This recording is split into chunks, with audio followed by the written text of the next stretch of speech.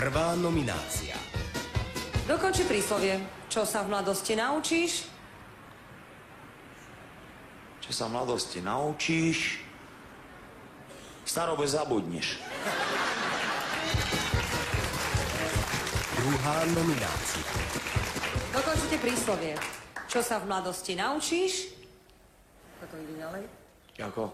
Ako to ide ďalej, to príslovie? Čo sa v mladosti naučíš? Čo sa na moste V mladosti, čo sa naučíš? kradnúť. Tretia nominácia. Dokončite príslovie. Koľko rečí vieš? Toľko ich viem. Koľko ich vy viete? 10. Vy viete 10 rečí? No, Tak mi povedzte, ktoré. ja nechce sa mi hovoriť. Poň 5 mi povedzte. Dobre, tak 4.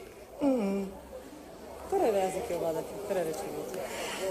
Slovenskú reč, ruskú reč viem. Viem niečo aj nemecky, ale no, slabo. Tak sú 3. Ešte vy dve viete? Už nie. Takže 10 ich je. Je ich 10 na nakoniec? Môže byť, môže. Viete 10 rečí? Nie, toľko nie. Povedali teraz, že viete 10. No hej, ale medzi nich iba tieto 3. Štvrtá nominácia. Dokončite príslovie. Vtáka poznáš po peri a človeka? Po čom poznáme človeka? Vtáka poznáme po peri a človeka? Po opici.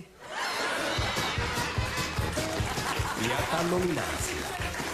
Dokončite príslovie. Čo môžeš urobiť dnes? Dnes idem domov,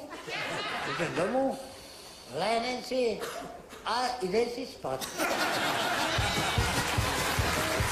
Šiestá nominácia. Dokončite príslovie. Čo môžeš urobiť dnes?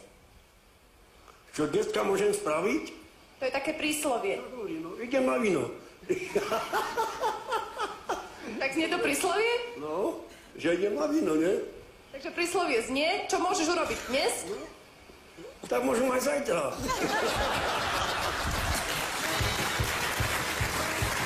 Siedma nominácia. Dokončite príslovie. Čo môžeš urobiť dnes? Čo môžeš urobiť dnes?